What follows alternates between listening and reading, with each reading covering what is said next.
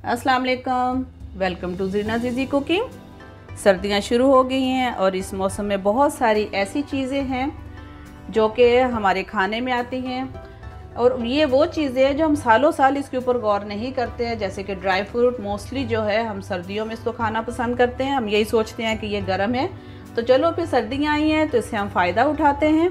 तो बनाते हैं हम आज गोंद के लड्डू, जो कि बड़ों के लिए बहुत अच्छे हैं, जोड़ों के दर्द के लिए बहुत अच्छे हैं, आफ्टर डिलीवरी जो मदर्स हैं उनके लिए बहुत अच्छे हैं। तो चलते हैं अपनी रेसिपी की तरफ स्टार्ट करते हैं। अगर आप मेरे चैनल पे नए हैं तो मेरा चैनल ज़रूर सब्सक्राइब कीजिएगा और साथ में लगे बेल आइकन को ज़रूर प्रेस कीजिएगा। अस्सलाम वालेकुम। तो गोंद के लड्डू बनाने के लिए मैं ले रही हूँ ड्राई फ्रूट, जिसके लिए मैंने 100 ग्राम लिया है पिस्ता, 100 ग्राम ही मैंने लिया है अखरोट के बीज, 100 ग्राम ही मैंने लिया है बादाम और 100 ग्राम ही मैंने लिया है काजू। ये मैंने कुछ ली है छोटी इलायची को हम पीस लेंगे, साबुत इस्तेमाल नहीं करेंगे। और यहाँ पे मैंने लिया है किशमिश, ये भी तकरीबन 50 ग्राम है। तो चले सब में पहले जो हम अपनी चीज़ें रोस्ट कर लेते हैं। रहमान रहीम। तो मैं यहाँ पे डाल रही हूँ घी, तकरीबन डालूंगी आधा कप। जितना इस्तेमाल होगा मैं आपको साथ साथ बताती जाऊंगी। घी हमारा गर्म हो चुका है। हम सब में पहले इसमें डालते हैं बादाम और बादाम को बहुत अच्छे से रोस्ट करते हैं। हम इसको इतना रोस्ट करेंगे कि इसके अंदर जो है थोड़े थोड़े से क्रैक्स आना शुरू हो जाए। फ्लेम थोड़ा सा कम रखिएगा, बहुत ज़्यादा तेज़ नहीं रखें ताकि एकदम से जले नहीं। ये 1 से 1.5 मिनट लेंगे हमारे बादाम रोस्ट होने में। ये देखें इसमें आवाज़ें आना शुरू होगी, क्रैक्स आना शुरू हो गए। तो चले हम इसको निकाल लेते हैं। कोशिश करनी है कि जलाना नहीं है किसी भी चीज़ को। अब मैं डाल रही हूँ इसमें अखरोट।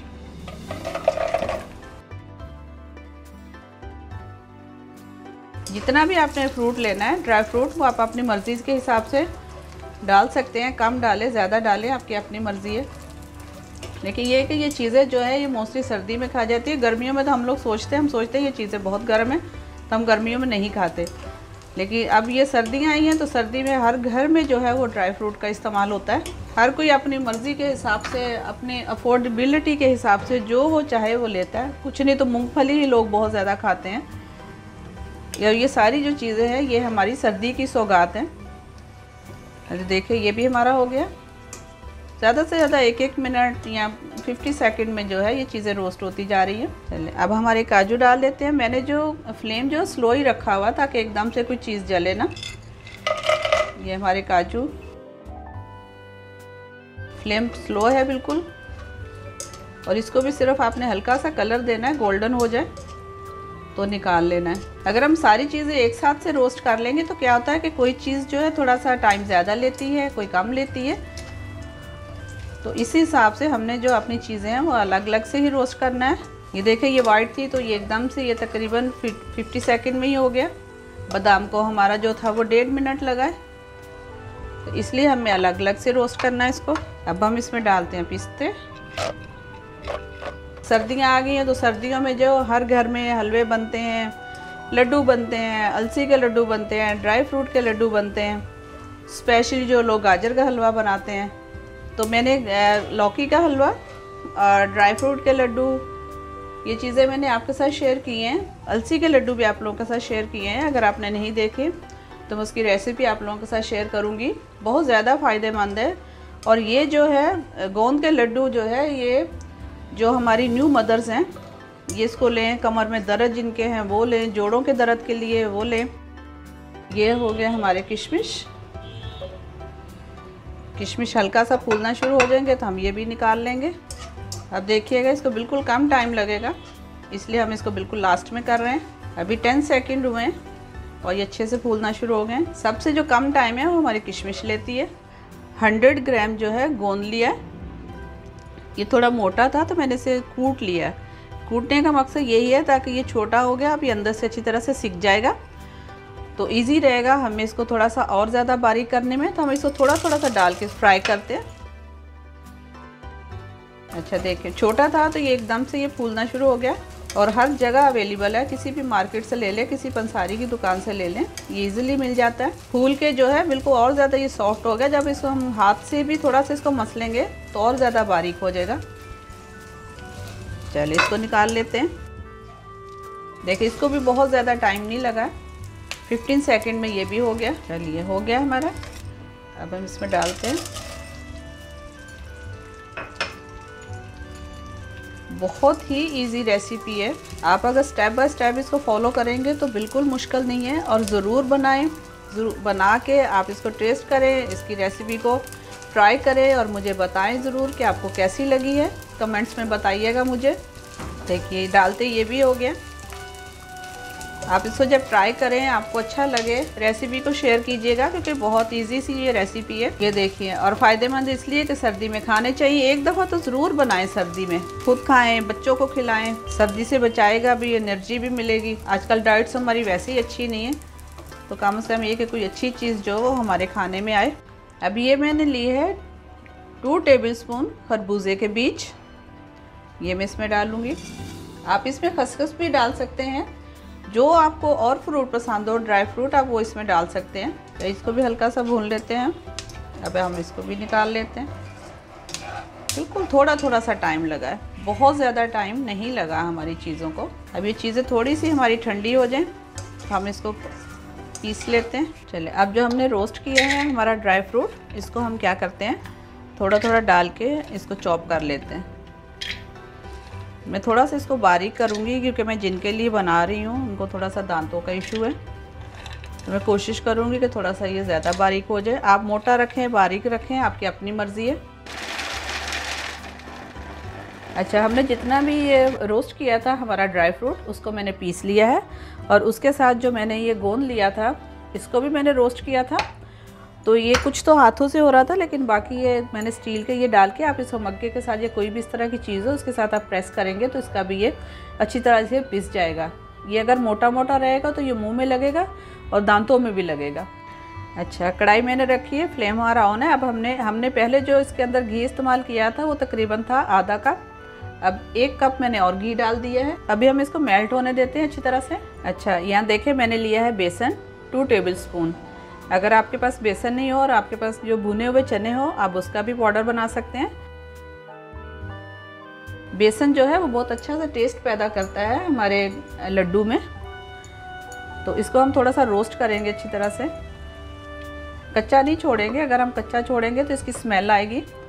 तो जिस तरह हम चने भुने हुए मिलते हैं उसकी अच्छी सी खुशबू आती है, इस तरह इसकी भी आनी चाहिए। तो इसको हम 2 से 3 मिनट तक हल्के चूल्हे पे रोस्ट करते हैं। कलर तो इतना चेंज नहीं होगा, लेकिन इसकी स्मेल जो है ना, वो कच्चेपन की स्मेल ख़त्म हो जाएगी और अच्छी सी जो स्मेल आना शुरू हो जाएगी। बेसन से भी बहुत सारे आइटम्स बनते हैं। वैसे सब में पहले तो मैंने इसके बेसन की मैंने ढोकली बनाई थी। अगर आपने नहीं देखी तो मैं इसका लिंक आपके साथ ज़रूर शेयर करूँगी। और चने की दाल को पीस लेते हैं तो वो भी बेसन ही हो जाता है।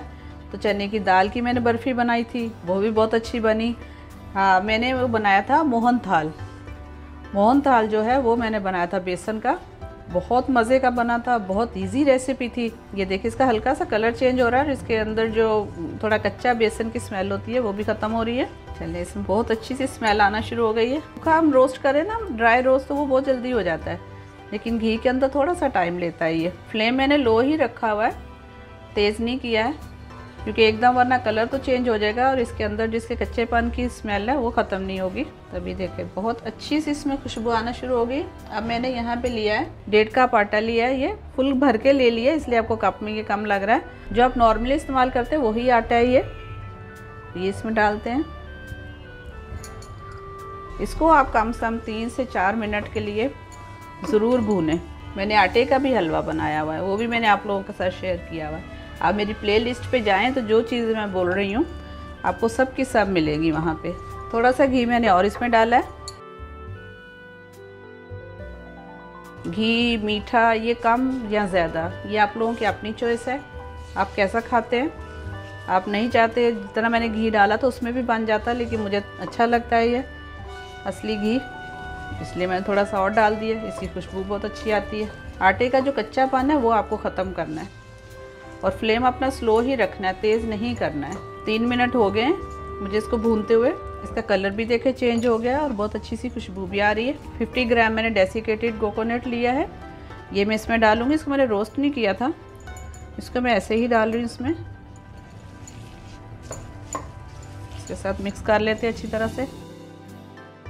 अब डालते हैं इसमें जो हमने अपना जो ड्राई फ्रूट था जिसका हमने पाउडर बना लिया है, ये सारा इसमें जाएगा। इसको मिक्स करते हैं।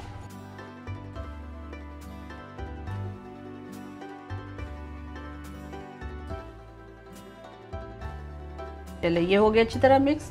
अब हम डाल लेते हैं, हमने जो हमारा गोंद था उसको पीसा है तो सारा इसमें डाल लेते हैं और अच्छी तरह से मिक्स कर लेते हैं। गोंद को बहुत अच्छी तरह से आपने फ्राई करना है, कम से कम 3 से 4 मिनट तक, ताकि अंदर तक से सीख जाए। जब ये अच्छी तरह से अंदर तक से रोस्ट हो जाती है तो फिर इसको पीसना आसान हो जाता है, हाथ से भी पीस जाता है। फिर जैसे मैंने आपको बोला है कि किसी भी प्लेट में लेके आप उसके ऊपर कप से, स्टील के कप से आप उसको ऊपर से प्रेशर देंगे तो वो बहुत अच्छी तरह से पिस जाता है। और ये अगर सख्त रह गया तो ये है स्टिकी जैसा है, चिपचिपा सा है, तो वो दांतों में फंस जाता है, फिर वो तकलीफ़ देता है। तो इसलिए कोशिश करके आपने बिल्कुल इसको बारीक पीसना है।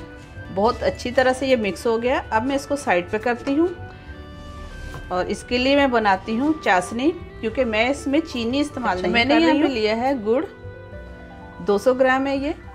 आप अगर चाहें तो चीनी इस्तेमाल कर सकते हैं।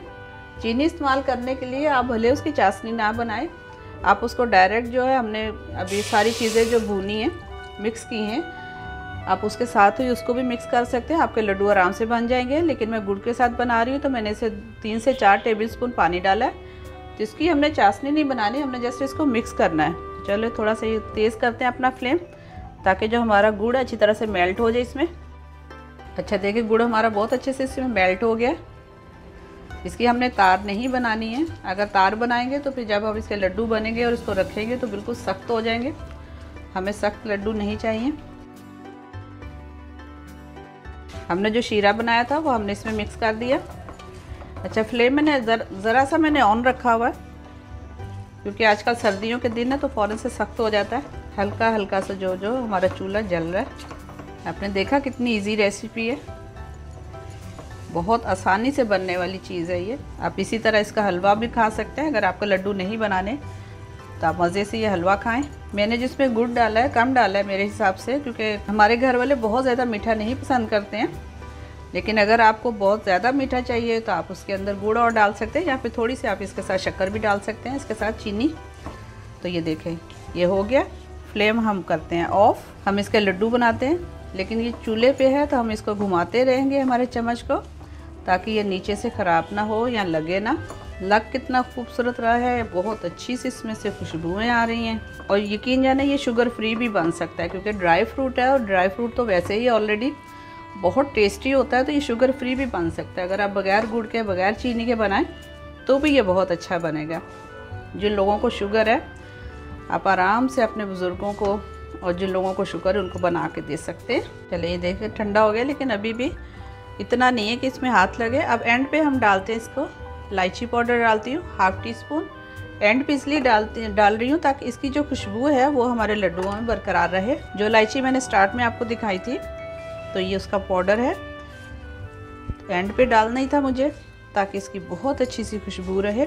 अभी बहुत गर्म है, थोड़ा सा ठंडा हो तो फिर हम इसके लड्डू बनाते हैं। जी तो तैयार है हमारे गोंद के लड्डू।